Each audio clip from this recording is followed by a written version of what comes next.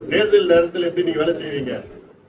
வீடு வீடா போயிட்டு பிள்ளைகள் கிராமத்துக்கு போய் வீடு வீடா போய் நீங்க ஓட்டு போடுங்க அப்படி அதே போட்டுதான் நோட்டீஸ் எடுத்துட்டு போய் நீங்க வாங்க, இந்த மாநாடு குடும்பத்தோட வாங்க. நிறைய கூட்டம் வரணும், பத்திரமா வரணும், பத்திரமா போகணும், எந்த பிரச்சனையும் வரக்கூடாது. எல்லாமே எல்லா வண்டியிலயும் 2 வேளைக்கு சாப்பாடு இருக்கணும். அந்த ஏன்னா வர வழியில சாப்பாடு இருக்க போறது கிடையாது. எங்கேயுமே புளி சாதம், எலுமிச்சை சாதம், சப்பாத்தி கிப்பாத்தி இடம் இருந்ததுன்னா மத்தியானம் ஒரு வேலைக்கு சாப்பாடு, ராத்திரி ஒரு வேலைக்கு சாப்பாடு, பத்திரமா வீட்டுக்கு போகணும். போனீங்களா போற வரைக்கும் எனக்கு தூக்கம் வராது. அதனால எங்கேயுமே இடையில பிரச்சனையோ அது எல்லாமே நல்ல எழுச்சியா வரணும்.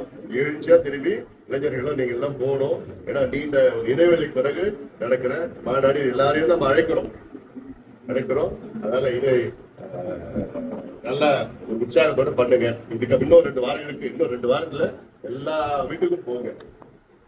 இன்னொன்று, இந்த மாநாடு எல்லா சமுதாயத்துக்காக நடைபெறுகின்ற மாநாடு. வன்னியர்கள் தலைமை ஏற்று நடத்துறோம். ஆனா இது வந்து நம்ம எல்லாத்துக்கும் தான் சேர்த்துதான் இந்த மாநாடு. நம்ம கோரிக்கை வச்சிருக்கிறோம். ஜாதி வாரிய கணக்கெடுப்பு, 69 விழுக்காடு இடஒதுக்கீட்டை பாதுகாக்கணும். கணக்கெடுப்பு நடத்தினா வன்னியர்கள் மட்டும் இல்லை, எல்லா சமுதாயத்திற்கும் அவங்க மக்கள் தொகைக்கு ஏற்ப இடஒதுக்கீடு. இப்ப நீங்க பாத்தீங்கன்னா பட்டியலின மக்களுக்கு கணக்கெடுப்பு நடத்தினா அவங்களுக்கு 2% கூடுதலா வரும். அதான் எல்லாத்துக்குமே சேர்த்து தான் இந்த மாநாடு நடத்துறோம். யாருக்குமே இந்த மாநாடு நம்ம யாருக்கும் எதிரி கிடையாது. அது மட்டும் உங்க மனசு தெளிவா வச்சுக்க. நம்ம யாருக்கும் எதிரானவங்க கிடையாது, நம்ம யாரும் எதிரி கிடையாது.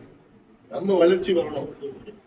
ஒரு காலத்துல மண்ணை ஆண்ட மக்கள் இன்னைக்கு கூலியா ரோட போட்டு கண்டு உடைச்சுக்கிட்டு ரொம்ப மோசமான ஒரு நிலையில இருக்கு.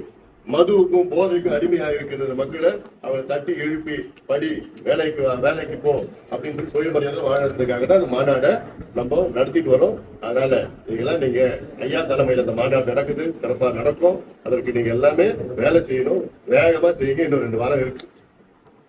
சரியா? சாப்பாடு சாப்பிட்டு பத்திரமா போயிட்டு வாங்க.